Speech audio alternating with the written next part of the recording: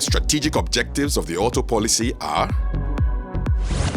to establish a fully integrated and competitive industrial hub for automotive assembling in collaboration with the private sector, global, regional, and domestic, to generate highly skilled jobs in automotive assembly and the manufacture of components and parts with spillover effects into other sectors of the economy, to establish an asset-based vehicle financing scheme for locally assembled vehicles to ensure affordability for vehicle buyers, to improve balance of payments through competitive import substitution and export market development, to improve vehicle safety and environmental standards, and to transform the quality of the national road transport fleet and safeguard the natural environment.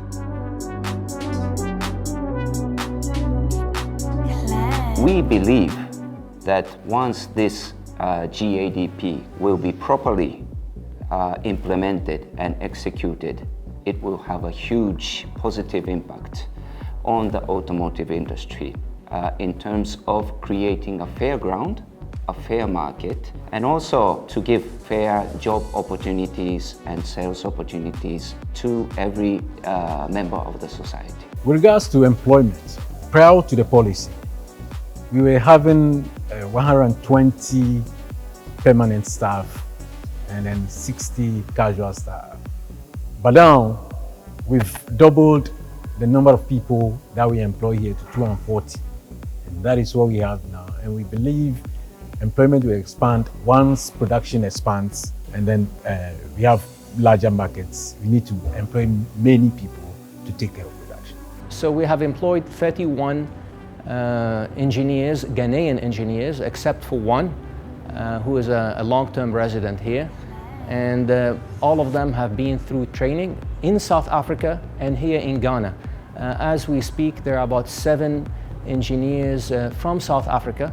This is where the Nissan's regional head office and assembly plant is, here with us in Ghana, to give further training to them and to make us go through the process of assembly, to make sure that everything is go. When it comes into fruitful, it will go a long way to help government in its drive in the automobile sector.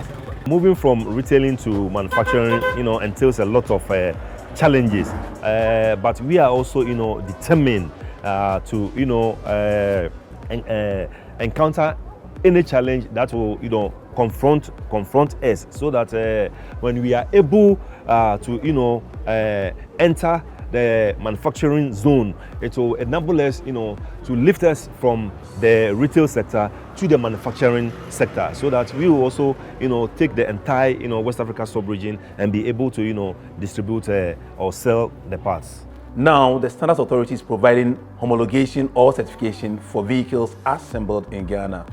The vehicles are brought in, their emission and related standards are checked, and these things are done to ensure that the vehicles on the market meet international standards and that they can be exported or used locally as best quality and as competitive. Under the Automotive Development Policy, the assemblers enjoy duty-free on their kits that they bring, and this is meant to reduce the prices of the vehicles that they will assemble here. So that's the aim of the government. So apart from the kits that they enjoy duty-free on it, they pay only the ECOWAS levy and then the AU levy and then processing fee. These 3 items out of the about 21 items. The rest of it is free. So that's the essence of the policy, the way it has been designed, and it said that it's supposed to boost production, and then if there's a market for it and people can afford, definitely they will be able to also produce more to be able to get the Ghanaian market. It is projected that if allowed to grow at pace, the automotive industry in Ghana alone can generate jobs, create new skills, and add millions of dollars to Ghana's GDP. The outlook increases exponentially when you consider the entire West African sub-region. Demand for all manner of vehicles is expected to increase. Imagine the numbers that can be supplied from Ghana.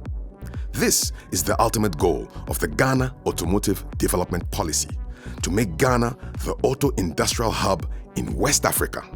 So we believe that this Ghana Automotive Development Policy will be a new step for us to enhancing and make it possible to create more happiness as Toyota to the Ghanaian society. So I think we've got the basis right. We are already there. We kicked the start off. The rest are all working in progress, and I think we are really on the right track to move forward to make the Ghana also a successful automotive hub like some other countries in abroad.